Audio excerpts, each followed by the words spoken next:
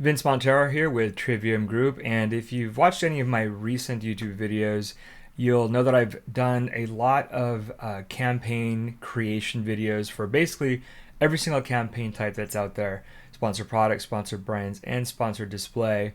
And now I thought it'd be a good idea to kind of deep dive into some of those elements that take a little bit longer to explain, like your dynamic bidding and your placement bidding settings.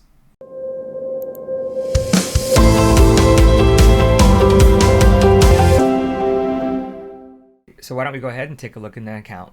So interestingly, even though I had this topic in mind already for this video, when I did open this account, I saw this new pop-up here, which is basically letting you know that you can now adjust your bid for top of search placement for sponsored products on this page.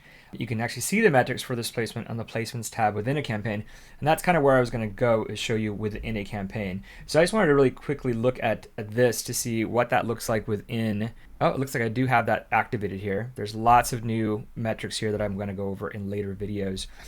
It's interesting that Amazon is doing a lot more with impression share, and I probably will be doing, here it is. So basically, instead of having to go right into the campaign, you can go ahead and make your top of search impression share, top of search percentage increases right from the page. So this is actually very interesting because you can see here that there's 0 adjustments on this particular sponsored product campaign.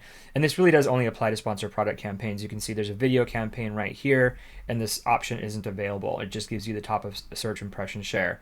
But you can see on this one right here, we do have the top of search is actually increased by 50%. And what's interesting is that this is a pretty bad ACoS. I'm looking at year-to-date numbers right now. And so this is something just from this screen that I'll want to go ahead and take care of. And you can see there's a couple more here that the auto campaigns are adjusted up to 50% for top of search.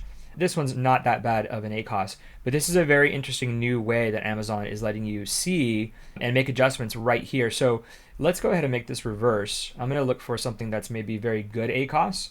Now, if you do have really good ACoS campaigns that are spending pretty well, I would say that that's something you'd want to actually make an increase on, depending on what it is that they're doing. So you're still going to want to look into the campaign. So before I dive too deep into that, let's go ahead and take a look in that campaign. Now, I do want to see, oh yeah, see, I can change this right here.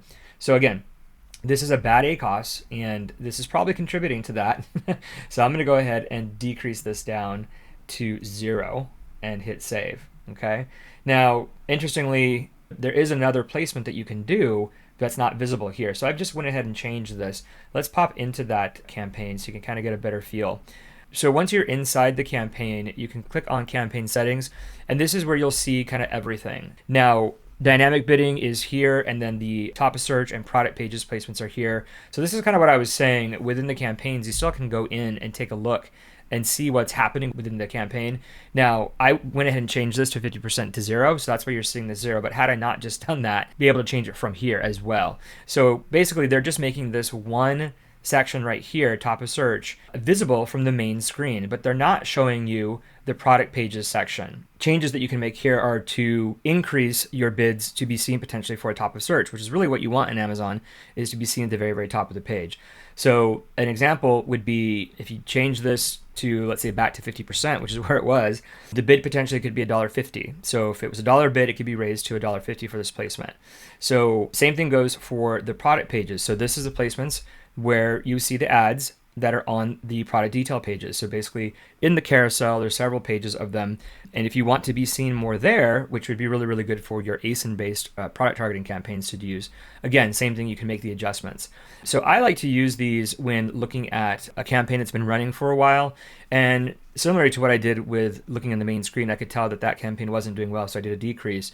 But equally, you should be looking at your data and then increasing the bids on ones that are doing well. So why don't we go ahead and take a look at that. I'm going to go back out to the main screen here, and then we're going to choose any keyword-based campaign, and that should give us some details on, let's see here, how the campaign is doing based on either the product level or the top of search level.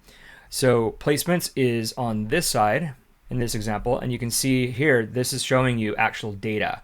So when looking at your optimizations, this is something you should be doing probably on a monthly basis as well, just to see what is actually doing better.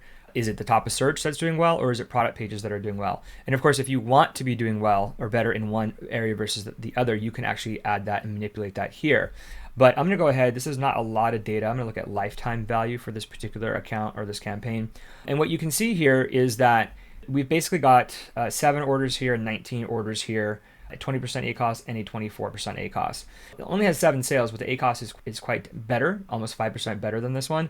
So in this one, I am going to go ahead and actually increase the top of search a little bit. Maybe not the 50% that was seen in the other one, but I'm going to go ahead and do that for this because I'm not seeing a lot of activity here. Maybe this will help this particular campaign, and it is converting at a lower ACOS. So obviously I wouldn't do that anything for here because 25 is getting beyond the goal ACOS here. So I wouldn't make that adjustment there. And so that's kind of the way to look at your placement bidding. Top of search to be seen on the first page, you would manipulate it here, or on the campaign settings, you have it also here, which is the area I was looking at before. And then there's also the dynamic bidding. So I'm actually going to go over to a branded keyword campaign because branded keyword campaigns are ones that I do actually recommend even from the beginning to go ahead and use dynamic bidding because you should be the most effective at converting on your own branded keywords. So doing that changes there, it should actually be a good thing. So let's look at this vendor rack here. Now, again, just going to go ahead and click on the campaign settings. So this one's already set. So again, this is a branded keyword campaign, so that's why it's already set for dynamic up and down. Well, let's just go over each one. Dynamic bid down only. This is the standard that I think that campaign should be started at, with the exception, again, maybe being a branded keyword campaign like this one. But really, all other campaign types, you really should be using down only because it gives you the benefit of using the algorithm that's been with Amazon the absolute longest. The lower your bid in real time and your ad may be less likely to convert to a sale. So this is typically why you see your CPCs are lower than the bid that you put in, because Amazon does bid down typically if it's set to this particular bidding algorithm. Dynamic up and down means they will still do the bidding down for you if it's less likely to convert to a sale. However, they will also increase the bid up to 100% if it's more likely to convert to a sale. So this is kind of just automatically increasing your bid up to 100% if Amazon thinks it's more likely to convert and make a sale.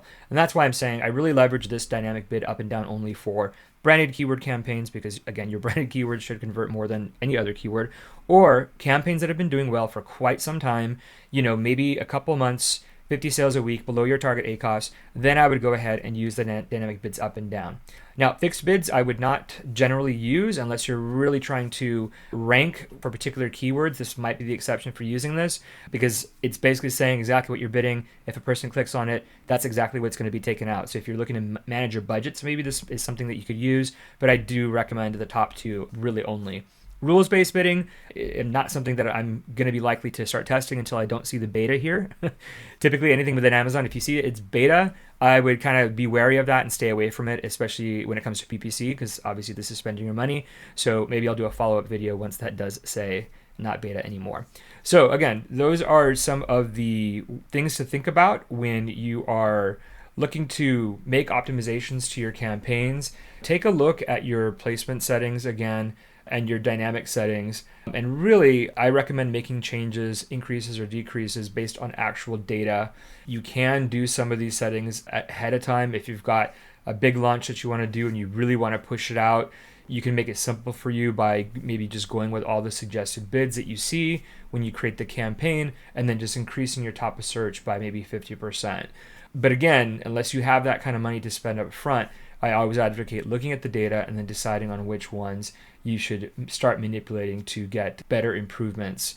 Also, obviously, check it because you saw some of the ones that were increased by 50% really aren't doing that well. So you got to also make sure that you're tracking that and adjust it back down after you've done some testing. So hope you enjoyed that video, and make sure you subscribe to watch more of these, and I'll be going into some other elements of the Seller Central console in the next few videos.